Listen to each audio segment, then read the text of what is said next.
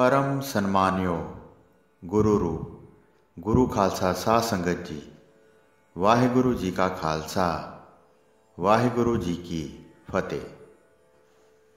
गनका एक वेसवा सी। ਉਹ ਸ਼ਹਿਰ ਦੇ ਬਾਜ਼ਾਰ ਵਿੱਚ ਰਹਿੰਦੀ ਸੀ। ਪਾਪ ਕਰਮ ਕਰਦੀ ਰਹਿੰਦੀ ਸੀ।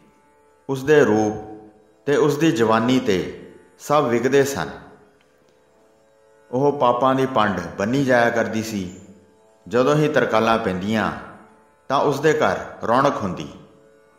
ਦੀਵਾ ਬਲਦਾ ਤੇ ਉਹ ਹਾਰ ਸ਼ਿੰਗਾਰ ਕਰਕੇ ਬੈਠ ਜਾਂਦੀ। ਭਗਤ ਨਾਮਦੇਵ ਜੀ ਨੇ ਇੱਕ ਪਾਵਨ ਸ਼ਬਦ अंकित किया है। सूआ पढ़ावत गनका तरी, सो हर नैनोह की पूतरी। भगतां ने बचन किया कि तोते नूं पढ़ाउंदी होई गनका तर गई। ਉਹ परमात्मा दे नैणा दी पुतली बनी। ਉਹ भगतां विच गिणी गई। उसदा ऐसा जीवन बदल गया। उसदे पाप ते नरकी जीवन विचों निकलण दी कथा इस प्रकार है कि ਉਹ ਜਦੋਂ ਮੰਦ ਕਰਮ ਵਿੱਚ ਰੁੱਝੀ ਹੋਈ ਜੀਵਨ ਨੂੰ ਭੁੱਲ ਗਈ ਸੀ। ਮਨੁੱਖਾ ਜੀਵਨ ਦੇ ਮਨੋਰਥ ਦਾ ਉੱਕਾ ਹੀ ਪਤਾ ਨਹੀਂ ਸੀ। ਤਦੋਂ ਇੱਕ ਦਿਨ ਇੱਕ ਸਾਧੂ ਆ ਗਿਆ। ਉਸ ਦੇ ਕੋਲ ਇੱਕ ਤੋਤਾ ਸੀ। ਆਖਦੇ ਹਨ ਕਿ ਉਹ ਸਾਧੂ ਸ਼ਹਿਰੋਂ ਬਾਹਰ ਰਿਹਾ ਕਰਦਾ ਸੀ। ਉਹ ਘੱਟ ਵਸੋਂ ਵਿੱਚ ਆਉਂਦਾ। ਉਸ ਰਾਤ ਬਾਰਿਸ਼ ਬਹੁਤ ਹੋਈ। ਇੰਨੀ ਬਾਰਿਸ਼ ਹੋਈ ਕਿ ਉੱਚੀ ਨੀਵੀਂ ਧਰਤੀ ਜਲ ਥਲ ਦਿਸਣ ਲੱਗੀ। ਸਾਧੂ ਨੇ ਵੇਖਿਆ ਠੰਡ ਨਾਲ ਉਸਦਾ ਤੋਤਾ ਵੀ ਮਰਨ ਲੱਗਾ ਸੀ। ਪੰਛੀ ਉਸਨੂੰ ਜਾਨ ਨਾਲੋਂ ਪਿਆਰਾ ਸੀ ਕਿਉਂਕਿ ਉਹ ਰਾਮ ਰਾਮ ਦੀ ਪੈਂਤੀ ਪੜ੍ਹਦਾ ਸੀ।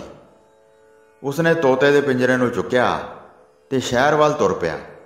ਉਸਨੇ ਆਪਣੀ ਗੋਦੜੀ ਤੇ ਹੋਰ ਬਸਤਰ ਉੱਪਰ ਲਏ ਹੋਏ ਸਨ। ਕੁਦਰਤ ਦੀ ਸ਼ਕਤੀ ਦਾ ਮੁਕਾਬਲਾ ਕਰਨਾ ਉਸ ਦੇ ਵੱਸ ਤੋਂ ਬਾਹਰ ਸੀ। ਉਹ ਤੁਰਿਆ ਆਇਆ ਪਰ ਕੋਈ ਆਸਰਾ ਨਾ ਲੱਭਾ। ਰਾਤ ਦਾ ਸਮਾਂ ਸੀ। ਸਾਰੇ ਲੋਕ ਆਪੋ ਆਪਣੇ ਘਰਾਂ ਵਿੱਚ ਬੂਹੇ ਮਾਰ ਕੇ ਬੈਠੇ ਸਨ। ਕਿੰਨਾ ਤੁਰਨ 'ਤੇ ਵੀ ਸਾਧੂ ਨੂੰ ਕੋਈ ਆਸਰਾ ਨਾ ਲੱਭਾ। ਉਹ ਤੁਰਿਆ ਗਿਆ। ਅਖੀਰ ਗਨਕਾ ਦਾ ਘਰ ਆਇਆ। ਦੀਵਾ ਜਗਦਾ ਸੀ। ਬੂਹਾ ਵੀ ਖੁੱਲ੍ਹਾ ਸੀ। ਉਹ ਰਾਮ ਦਾ ਨਾਮ ਲੈ ਕੇ ਅੱਗੇ ਲੰਘ ਗਿਆ। ਗਨਕਾ ਉਸ ਨੂੰ ਦੇਖ ਕੇ ਮਨ ਵਿੱਚ ਬਹੁਤ ਖੁਸ਼ ਹੋਈ। ਉਸਨੇ ਖਿਆਲ ਕੀਤਾ ਕਿ ਮੀਂਹ ਹਨੇਰੀ ਦੇ ਸਮੇਂ ਵੀ ਉਸ ਕੋਲ ਗਾਹਕ ਆਇਆ ਹੈ ਜਿਹੜਾ ਉਸ ਨੂੰ ਪੈਸੇ ਖਟਾਏਗਾ, ਉਸ ਦੇ ਤਨ ਦਾ ਸੌਦਾ ਕਰੇਗਾ। ਉਸਨੇ ਚਾਅ ਨਾਲ ਆਖਿਆ, ਆਓ ਮੇਰੀਆਂ ਅੱਖਾਂ ਵਿੱਚ ਬੈਠੋ, ਮੈਂ ਉਡੀਕਦੀ ਸਾਂ। ਗਨਕਾ ਦਾ ਇਹ ਵਾਕ ਸੁਣ ਕੇ ਤੇ ਉਸ ਦੇ ਰੂਪ ਤੇ ਸ਼ਿੰਗਾਰ ਨੂੰ ਤੱਕ ਕੇ ਸਾਧੂ ਬੜਾ ਹੈਰਾਨ ਹੋਇਆ। उसने कहा, बेटी बाहर बारिश बहुत है, मेरी झुग्गी रुड़ गई है, मैं अपने तोते समेत आसरा लैण आया हाँ। बेटी शब्द ने गनका दे पापी मन नूं कंबा दिता। ਉਹ ਇੱਕ ਵਾਰ ਕੰਬੀ ਤੇ ਮੁੜ ਨਿਰਾਸ਼ਤਾ ਨਾਲ ਬੋਲੀ, ਤੁਸਾਂ ਰਾਤ ਰਹਿਣਾ ਹੈ? ਸਾਧੂ ਨੇ ਕਿਹਾ, ਹਾਂ ਬੇਟੀ, ਅਸਾਂ ਰਾਤ ਰਹਿਣਾ ਹੈ। ਹਰ ਆਤਮਾ ਪਰਮਾਤਮਾ ਦੀ ਅੰਸ਼ ਹੈ ਤੇ ਸਰੀਰ ਆਤਮਾ ਦਾ ਘਰ। ਸਰੀਰ ਨੂੰ ਆਸਰਾ ਦੇਣਾ, ਨੇਕ ਮਾਰਗ ਤੇ ਚੱਲਣਾ ਹੈ। ਪੁੱਤਰੀ, ਪਰਮਾਤਮਾ ਨੇ ਤੈਨੂੰ ਸੁੱਖ ਦੇ ਸਾਧਨ ਬਖਸ਼ੇ ਹਨ, ਉਸ ਨੂੰ ਯਾਦ ਕਰਦੀ ਹੋਏਗੀ। ਸਾਧੂ ਸਹਿ ਸੁਭਾਅ ਬੋਲੀ ਗਿਆ। ਉਸ ਦੀ ਆਤਮਾ ਸੱਚ ਹੀ ਨਿਰਮਲ ਸੀ। ਪਰ ਗਨਕਾ, ਜਿਸ ਦਾ ਅਸਲੀ ਨਾਮ ਚੰਦਰਮਣੀ ਸੀ, ਉਹ ਤਾਂ ਸੁਣ ਕੇ ਘਬਰਾਉਣ ਲੱਗੀ। ਉਹ ਤਾਂ ਪਾਪੀ ਸੀ। ਉਸਨੇ ਘਬਰਾਹਟ ਵਿੱਚ ਆਖਿਆ, ਤੁਸੀਂ ਸਾਧੂ ਹੋ? ਸਾਧੂ ਨੇ ਕਿਹਾ, ਹਾਂ, ਅਸੀਂ ਸਾਧੂ ਹਾਂ। ਮੇਰੇ ਮਾਲਕ ਨੇ ਮੈਨੂੰ ਸਾਧੂ ਬਣਾ ਕੇ ਆਪਣੇ ਨਾਮ ਦੇ ਸਿਮਰਨ ਵੱਲ ਲਾਇਆ ਹੈ।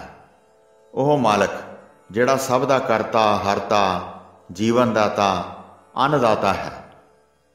ਗਨਕਾ ਦੇ ਮਨ ਵਿੱਚ ਕੁਝ ਨੇਕ ਭਾਵ ਆਏ ਕਿਉਂਕਿ ਸ਼ਾਮ ਤੇ ਦਿਨ ਤੋਂ ਉਸ ਦੇ ਕੋਲ ਐਸਾ ਪੁਰਸ਼ ਕੋਈ ਨਹੀਂ ਸੀ ਆਇਆ ਜਿਹੜਾ ਉਸ ਨੂੰ ਪਾਪ ਕਰਮ ਵੱਲ ਨਾ ਲਾਉਂਦਾ। ਮੰਦ ਵਰਤ ਕੇ ਉਸ ਦੀ ਮੰਦ ਵਾਸ਼ਨਾ ਨਾਲ ਉਸ ਦੇ ਮੈਲੇ ਮਨ 'ਤੇ ਹੋਰ ਮੈਲਾ ਸੁੱਟਦਾ। उस दिन उसने सवेरे इशनान किया सी ते बारिश हुंदी रही। तुसी साधु जे भगवान दे भगत हो तां ठीक है, आओ बैठो ते गिले वस्त्र ला के सुक्के पहन लो। शायद जीवन विच साधु की सेवा करन दा मौका पहली बार मिलिया है। आओ, की पता मेरे जीवन विच ऐसी घटना होनी होएगी। इउं आखदी होई ने साधु दे गिले वस्त्र लोहाए ते उसनूं गर्म वस्त्र दिते, अग बाल के उसदे तोते ते उसनूं अग सुकाई। ਉਹ ਨਿੱਘੇ ਹੋਏ ਤਾਂ ਤੋਤਾ ਆਪਣੀ ਆਦਤ ਅਨੁਸਾਰ ਰਾਮ ਦਾ ਨਾਮ ਲੈਣ ਲੱਗ ਪਿਆ। ਚੰਦਰਮੁਖੀ ਗਨਕਾ ਨੂੰ ਉਹਨਾਂ ਦੀਆਂ ਗੱਲਾਂ ਅਨੋਖੀਆਂ ਲੱਗੀਆਂ। ਉਸਨੇ ਸਾਧੂ ਨੂੰ ਆਖਿਆ, ਮਹਾਰਾਜ ਜੀ ਭੋਜਨ ਛਕੋਗੇ? ਸਾਧੂ ਨੇ ਕਿਹਾ, ਹਾਂ ਪੁੱਤਰੀ, ਮੈਂ ਵੀ ਭੁੱਖਾ ਹਾਂ। ਇਹ ਪੰਛੀ ਵੀ ਜੋ ਭਗਵਾਨ ਨੇ ਲਿਖਿਆ ਹੈ ਦੇਵੇਗਾ। ਅੱਜ ਨਹੀਂ ਕੱਲ ਸਹੀ, ਉਸ ਦੀ ਇੱਛਾ ਜੈਸੀ ਹੈ वैसा ही होना है। साधु ने उत्तर दिता। गनका ने आख्या, मेरे कोल जो कुछ है उसनूं प्रवान करो, पर मैं गनका वेसवा हाँ जिसनूं इस घर विच आई नूं 12 साल हो गए हैं। पुरुषां दे मनां दीआं खुशियां करदी रही हाँ। मैं तां पापण हाँ, तुसीं पापण दे घर दा भोजन छक लोगे? उसदे चेहरे ते गंभीरता आई। शायद उसके जीवन विच यह पहली घटना सी। साधु ने देखा गनका ने अपने पाप कर्म नूं अनुभव कर लिया है, हुण इसनूं उपदेश देना ठीक है। उन्होंने कहा, तेरा दिता भोजन प्रवान होएगा। इस जगत विच माया का प्रवेश है। माया का प्रभाव जदों जीव ते पैंदा है तां ओह भगवान नूं भुल के काम, क्रोध ते मोह विच फस जाता है, जीवन मार्ग तो पासे हो जाता है। राम नाम का सिमरन नहीं करता। कुछ ऐसे पुरुष होंदे हन जो अपने मतलब वास्ते अगले नूं कुराहे तोड़ते हैं। ऐसा ही जगत का वतीरा है। गनका ने आख्या, ठीक है महाराज, आप सत आखदे हो। पुरुषां ने ही मैनू कुराहे तोड़िया। मैं पापण हाँ, पर पापण होण दा ज्ञान मैनू तुहाडे दर्शन करन ते होया है। जदों तुसां ने मैनू पुत्री कहा, मेरे घर जवान आया जां बुढ़ा, किसी ने कदी मैनू भैण जां पुत्री नहीं कहा। ना मैनू पता है कि मेरी माँ कौन सी ते बाप कौन। बस ऐसे ही जीवन बतीत होण लगा। मीह पै रहे नूं 2 दिन हो गए, वो भी कोई नहीं आए जो कोई मतलब लई आउंदे सी। इउं गनका चंद्रमुखी नूं ज्ञान हुंदा गया। उसका शरीर कंब गया, मन कंबी गया। उसनूं इउं मालूम होया जिवें उस विच एक महान तब्दीली आ रही सी। एक दर्द ते पीड़ा जही हो रही सी। मतलब लब इहो तां सब कुछ है। समाज दी जान मेरे तोते ते मैनू आसरे दा मतलब सी। इस करके असीं चल के आ गए। पर इस मतलब ते लब दे 2 रूप हैं, एक मायावादी, दूसरा ईश्वरवादी। जे तां जीव नूं इह मतलब होए कि उसका जीवन चंगा बने, ਉਹ राम नाम का सिमरन करन लई साधु संतां ते नेक पुरुषां दी संगत करे, सेवा का भाव मन विच रखे, धर्म ते समाज की मर्यादा कायम रखे तां ठीक। देख पुत्री, जे तू एक पति धारण कीता हुंदा, उसकी सेवा करदी, उस कोलों ही तन ते मन दियां लोड़ां पूरियां करदी, तेरे बच्चे हुंदे, बच्चों ते पति की सुख शांति वास्ते पूजा पाठ करदी, सारे तैनूं देवी आखदे। जीव कर्म नाल जाणिया जाता है, शरीर नाल नहीं। सो भला है जो बीती सो बीती, अगे तो नेक राह चलना चाहिए है। भगवान जिसने जीवन दिता है वह रोज़ी भी दिंदा है। चंद्रमणि ने साधु नूं भोजन कराया। उसने तोते नूं चूरी खुआई ते चरनी लग गई। साधु की संगत ने उसके मन नूं बदल दिता, उसनूं पापां दा एहसास करा दिता। तदे तां भले पुरुष आखदे हन, नेक पुरुषां की संगत करनी चाहिए है। भाई गुरदास जी ने संगत का बहुत ही वड्डा महात्म दस्या है। साध संगत के फल करके गनका के मन उत्ते असर पै गया। ਉਹ ਸਾਰੀ ਰਾਤ ਸਤ ਸੰਗਤ ਕਰਦੀ ਰਹੀ।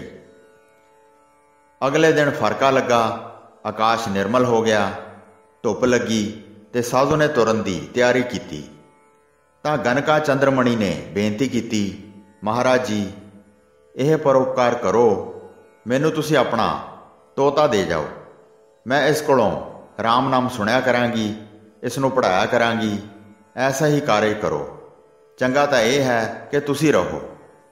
ਸਾਧੂ ਨੇ ਕਿਹਾ, ਚੰਗਾ ਪੁੱਤਰੀ, ਜੇ ਤੇਰੀ ਐਸੀ ਹੀ ਇੱਛਾ ਹੈ ਤਾਂ ਆ ਲੈ ਪਿੰਜਰਾ, ਇਸ ਨੂੰ ਸਾਂਭ ਕੇ ਰੱਖੀ। ਅਸੀਂ ਆਪਣੀ ਕੁਟੀਆ ਵਿੱਚ ਜਾਂਦੇ ਹਾਂ।